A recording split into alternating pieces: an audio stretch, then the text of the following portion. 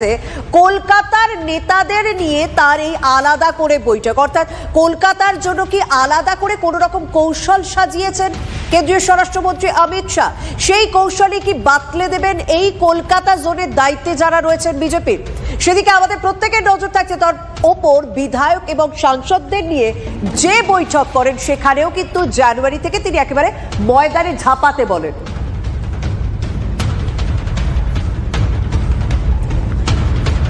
26-এর বিধানসভা নির্বাচন, সে নির্বাচনে এই রাজ্যে ঠিক কোন কোন ঘুঁটি সাজাতে পারে বিজেপি নেতৃত্ব, কিভাবে পুরোপুরি কৌশল সাজানো হতে পারে তারই পথ বলতে এসেছিলেন কেন্দ্রীয় স্বরাষ্ট্রমন্ত্রী অমিত শাহ। একাধিক কর্মসূচি, একদিকে যখন আরএসএস এর সঙ্গে সমন্বয় বৈঠক, সেই বৈঠকও করেন, কারণ 26-এর বিধানসভা নির্বাচনের আগে সেটাও যথেষ্ট গুরুত্বপূর্ণ। আজ সকালে আমরা দেখলাম বিধায়ক এবং সাংসদদের নিয়ে তিনি বৈঠক করলেন, সেখানে পেপটক দিলেন যে 26-এর নির্বাচনের আগে ঠিক কোন কৌশলে বঙ্গ বিজেপির নেতা, সাংসদ এবং বিধায়করা তারা ঝাঁপাবেন ভোটের ময়দানে, সেই বিষয়টা তিনি উল্লেখ করে দিলেন। তার পাশাপাশি মধ্যাহ্নভোজন থেকে কলকাতার নেতাদের নিয়ে বিশেষ বৈঠক। এইবার বাঁচতে চায়, বাঁচতে চায়, বাঁচতে চায়।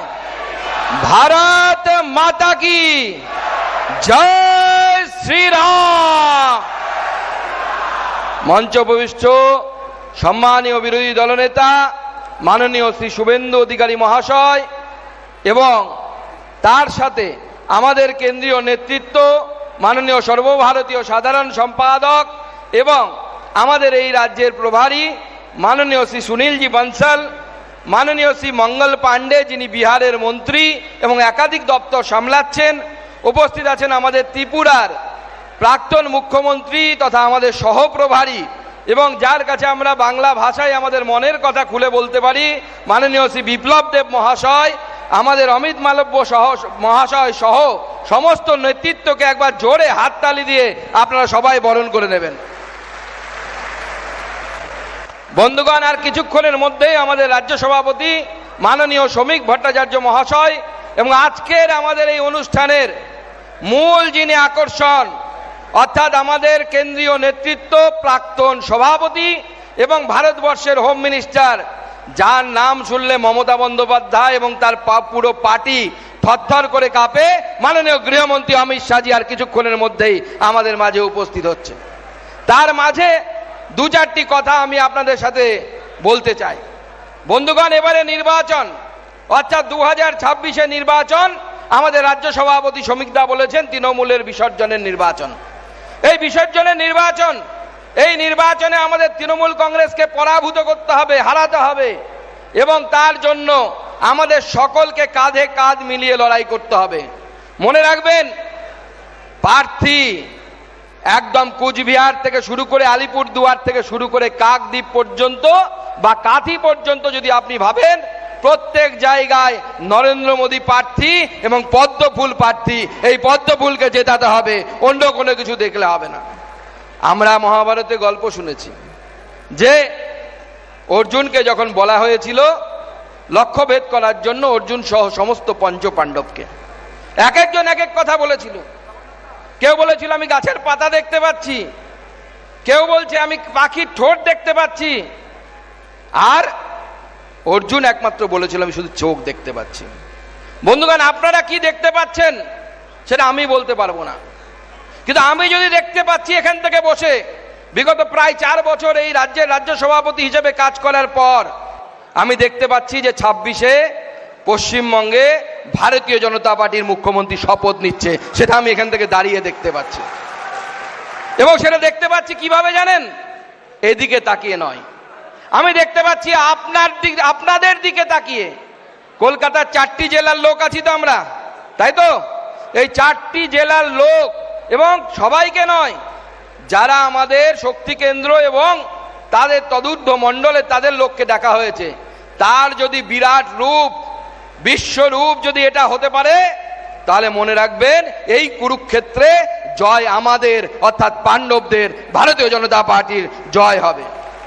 কারণ এখানে সব থেকে গুরুত্বপূর্ণ ব্যক্তিত্বরা বসে আছেন, যারা শক্তি কেন্দ্রে কাজ করেন, শক্তি কেন্দ্রের লিডার, শক্তি কেন্দ্রের ইনচার্জ, মণ্ডলের পদাধিকারী, জেলা সভাপতি, ভারতীয় জনতা পার্টি এটি আদর্শ ভিত্তিক দল।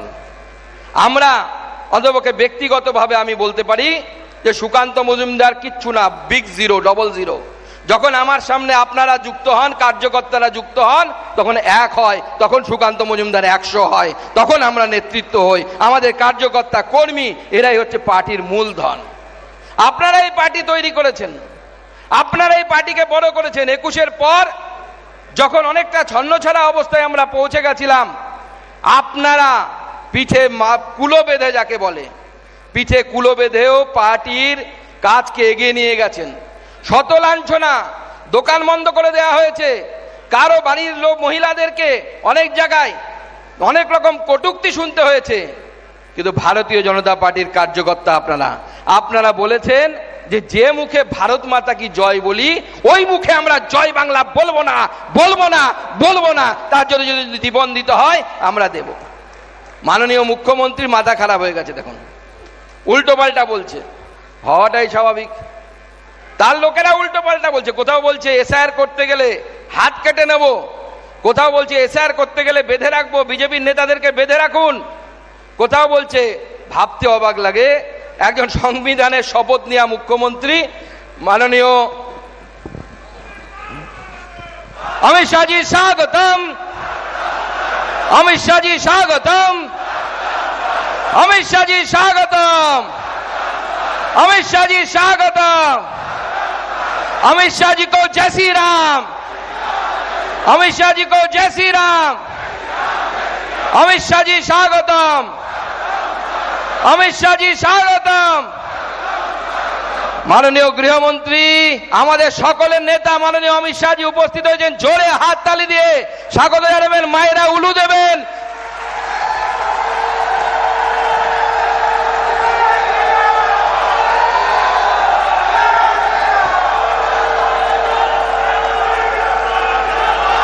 মাননীয় অমিত শাহজি আমাদের মাঝে উপস্থিত হয়েছেন।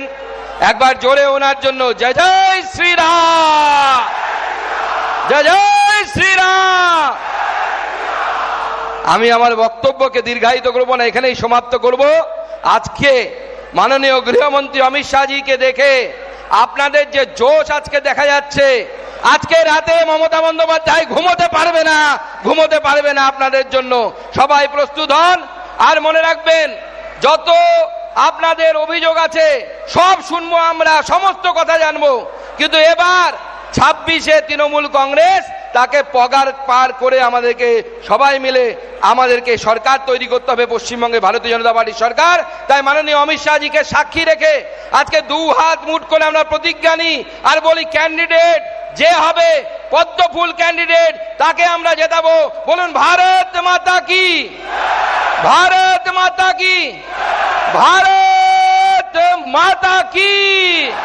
ধন্যবাদ, নমস্কার, সবাই ভালো থাকবেন।